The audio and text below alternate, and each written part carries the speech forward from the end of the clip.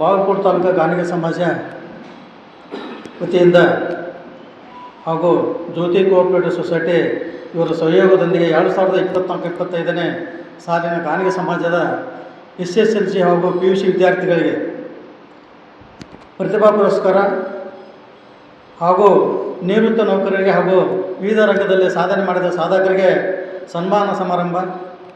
ಈ ಸಮಾರಂಭದ ದಿವ್ಯ ಸಾನ್ನಿಧ್ಯವನ್ನು ವಹಿಸುವವರು ಕರ್ನಾಟಕ ರಾಜ್ಯದ ಗಾಣಿಗ ಸಮಾಜದ ಗುರುಪೀಠದ ಸ್ವಾಮಿಗಳಾಗಿರ್ತಕ್ಕಂಥ ಡಾಕ್ಟರ್ ಜಯಬಸವ ಸ್ವಾಮಿಗಳು, ಡಾಕ್ಟರ್ ಜಯಬಸವ ಸ್ವಾಮಿಗಳು ಸಾನ್ನಿಧ್ಯವನ್ನು ವಹಿಸುವರು. ಈ ಸಮಾರಂಭದ ಅಧ್ಯಕ್ಷತೆಯನ್ನು ಜಿಲ್ಲಾಧ್ಯಕ್ಷನಾದ ನಾನೇ ವಹಿಸ್ತಾ ಇದ್ದೇನೆ. ಅದರ ಜೊತೆಯೇ ಸಮಾಜದ ಈ ಕಾರ್ಯಕ್ರಮವನ್ನು ಉದ್ಘಾಟನೆ ಮಾಡಲು ಸನ್ಮಾನ್ಯ ಶ್ರೀ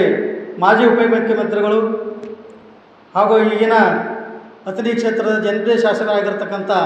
ಲಕ್ಷ್ಮಣ್ ಸವದಿ ಸಾಹೇಬರು, ಅದೇ ರೀತಿಯಾಗಿ ಇನ್ನೋರ್ವ ನಮ್ಮ ಬಾಗಲಕೋಟೆ ಬಸ್ ಕ್ಷೇತ್ರದ ಸಂಸದರಾಗಿರ್ತಕ್ಕಂಥ PC ಗದ್ದಿಗೌಡ ಸಾಹೇಬರು ಈ ಸಮಾರಂಭವನ್ನು ಉದ್ಘಾಟನೆಯನ್ನು ಮಾಡಲಿರುವರು. ಹಾಗೂ ಮುಖ್ಯ ಅತಿಥಿಗಳಾಗಿ ಜಂಪಟ್ಟಿ ಮಾಜಿ ಶಾಸಕರಾಗಿರ್ತಕ್ಕಂಥ ಆತ್ಮೀಯರಾದ ಸನ್ಮಾನ್ಯ ಶ್ರೀ ಆನಂದ್ ನ್ಯಾಮಗೌಡರು ಮುಖ್ಯ ಅತಿಥಿಗಳಾಗಿ ಆಗಮಿಸುವರು. ಹಾಗೂ ಈ ಸಮಾರಂಭದಲ್ಲಿ ಇನ್ನೂ ಮುಖ್ಯ ಅತಿಥಿಗಳಾಗಿರ್ತಕ್ಕಂಥ ಅಖಿಲ ಭಾರತ ಗಾಣಿಗ ಸಂಘದ ರಾಜ್ಯಾಧ್ಯಕ್ಷರಾಗಿರ್ತಕ್ಕಂಥ ಗುರಣ್ಣಗುಡಿಯವರು ಹಾಗೂ ಇನ್ನೋರ್ವ ಅಖಿಲ ಭಾರತ ಗಾಣಿಗ ಸಂಘದ ರಾಜ್ಯ ಕಾರ್ಯಾಧ್ಯಕ್ಷರಾಗಿರ್ತಕ್ಕಂಥ ಮಲ್ಲಿಕಾರ್ಜುನ ಲೋಣಿಯವರು ಹಾಗೂ ಅಖಿಲ ಭಾರತ ಗಾಣಿಗರ ಸಂಘದ ನೌಕರ ಸಂಘದ ರಾಜ್ಯಾಧ್ಯಕ್ಷರಾಗಿರ್ತಕ್ಕಂಥ RG ಪಾಟೀಲ್ರವರು ಹಾಗೂ ನಮ್ಮ KPCC ಸದಸ್ಯರಾಗಿರ್ತಕ್ಕಂಥ ನಮ್ಮ ಸಮಾಜದ ಹಿರಿಯರಾದ ಬಸವಪ್ರಭು ಸರನಾಡುಗಡವರು ಹಾಗೂ ನಮ್ಮ ಜ್ಯೋತಿ ಬ್ಯಾಂಕಿನ ಅಧ್ಯಕ್ಷರು ಹಿರಿಯರಾಗಿರ್ತಕ್ಕಂಥ ಸಿದ್ದಣ್ಣ ಕಾಕಂಡ್ಕೆಯವರು ಹಾಗೂ ನಮ್ಮ ಸಮಾಜದ ಯುವ ಮುಖಂಡರಾಗಿರ್ತಕ್ಕಂಥ ಸಂತೋಷ್ ಹುಕ್ರಾಣಿಯವರು ಹಾಗೂ ನಮ್ಮ ಜಿಲ್ಲೆಯ ಗಾಣಿಗ ಸಮಾಜದ ಪ್ರಧಾನ ಕಾರ್ಯದರ್ಶಿ ಆಗಿರ್ತಕ್ಕಂಥ ಆತ್ಮೀಯರಾದ ನಿಂಗಣ್ಣ ಗೋಡಿಯವರು ಹಾಗೂ ರಾಜ್ಯ ಯುವ ಘಟಕದ ಅಖಿಲ ಭಾರತ ಗಾಣಿಗ ಸಂಘದ ಅಧ್ಯಕ್ಷರಾಗಿರ್ತಕ್ಕಂಥ ಆತ್ಮೀಯರಾದ ದುಂಡಪ್ಪ ಎಳಮಿಯವರು ಹಾಗೂ ಜಿಲ್ಲಾ ಮಹಿಳಾ ಸಂಘದ ಅಧ್ಯಕ್ಷ ಆಗಿರ್ತಕ್ಕಂಥ ಸಹೋದರಿ ಕವಿತಾ ಎಳಮಿಯವರು ಹಾಗೂ ಅಖಿಲ ಭಾರತ ಗಾಣಿಗ ಸಂಘದ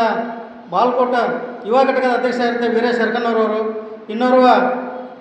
ಬಾಗಲಕೋಟೆ ತಾಲೂಕಿನ ಗ್ರಾಮೀಣದ ಅಧ್ಯಕ್ಷ ಆಗಿರ್ತಕ್ಕಂಥ ಪ್ರಶಾಂತ್ ಮಾಸಕ್ನವರವರು ಈ ಸಮಾರಂಭದಲ್ಲಿ ಉಪಸ್ಥಿತರಿರುವವರು. ತಾವೆಲ್ಲರೂ